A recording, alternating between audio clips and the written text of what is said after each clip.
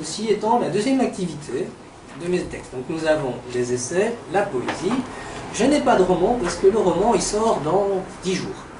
Il s'appelle Godaï-san et ce sera mon premier vrai grand roman, il fait 190 pages. C'est l'histoire d'un lycéen et j'espère que nous aurons l'occasion d'en parler l'année prochaine quand il sera arrivé à maturité dans vos mains, comme ça on saura de quoi on parle. Donc du coup je vais repartir sur un autre livre, j'espère que ça va, hein, je ne fais pas trop vite. L'un des grands projets de Novellas ASBL et le mien en tant qu'individu, c'est de faire la promotion de la langue française, des illustrateurs et de la nature. Je suis un grand passionné des animaux, des plantes, et la plupart des corrections de textes ou des lectures de manuscrits, je les fais au parc, sous le soleil, sous un arbre, et je profite de voir les papillons, les gendarmes et autres petites fourmis venir me titiller les doigts de pied, en éventail bien sûr, et du coup, j'ai eu l'idée de sortir un petit livre, je vais vous montrer à l'intérieur, où vous avez donc chaque fois une illustration, si vous voulez je le ferai passer, une petite fiche technique très entre guillemets scientifique, et un petit texte explicatif que j'ai écrit. Alors ce livre est un travail entre guillemets quasi de recherche. Les 20 premières pages expliquent un peu l'évolution de la nature, il y a des tableaux, il y a des enchaînements, il y a même une petite bibliographie de certaines personnalités qui ont influencé, par exemple Jean-Baptiste Delamare, Charles Darwin, Bougainville, tous des naturalistes, des botanistes ou des grands voyageurs qui ont fait des recensements. Il y a donc des tableaux.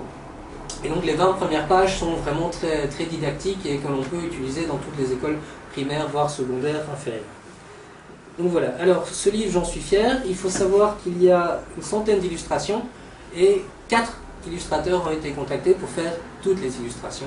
Ils ont reçu chacun un petit salaire bien sûr, parce que tout travail mérite salaire, et ils ont gardé tous les originaux. Donc ils ont la possibilité de les exposer ou de les vendre, ils sont restés propriétaires de leurs œuvres. Moi je leur ai juste demandé pour une modique somme, voilà, laissez-moi juste prendre ces images pour faire le livre.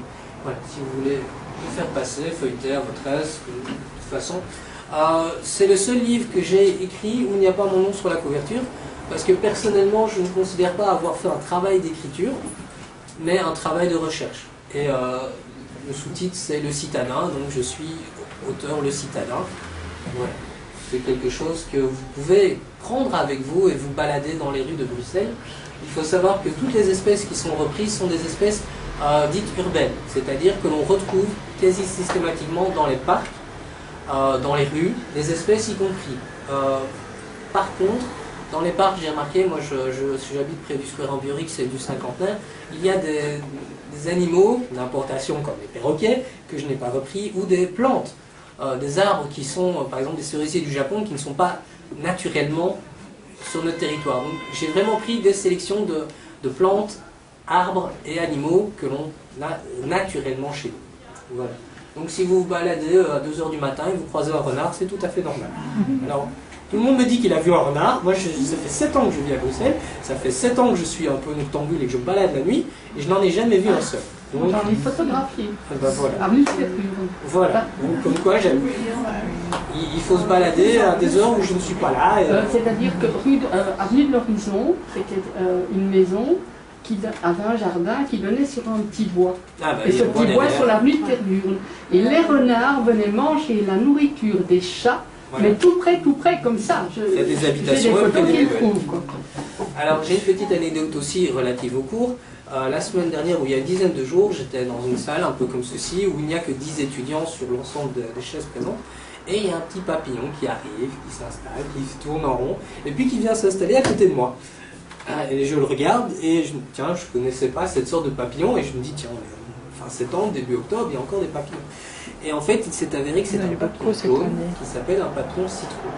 Ah bon. Alors j'ai oublié le nom exact, le nom scientifique, mais il faut savoir que les papillons, en général, sont dans la mythologie, des véhiculeurs d'âmes. Alors soit ça signifie qu'il y a eu un décès, soit qu'une personne va naître. Et il s'avère que samedi, j'ai été à un baptême. Le baptême de la fille de ma meilleure amie. Donc peut-être qu'en faisant des liens, en cherchant un peu, on arrive à à comprendre qu'un petit papillon puisse entrer dans une classe de cours où il fait plus chaud et s'installer à côté de quelqu'un. Ce qui est aussi intéressant, c'est que l'année dernière, dans la même classe, c'était une araignée qui a fait fuir tout le monde. Il y a d'ailleurs 6 araignées dans le livre. Donc je vous invite à tourner rapidement les petites pages, puisque les photos et les dessins sont relativement précis. Donc voilà, j'ai déjà fait le tour de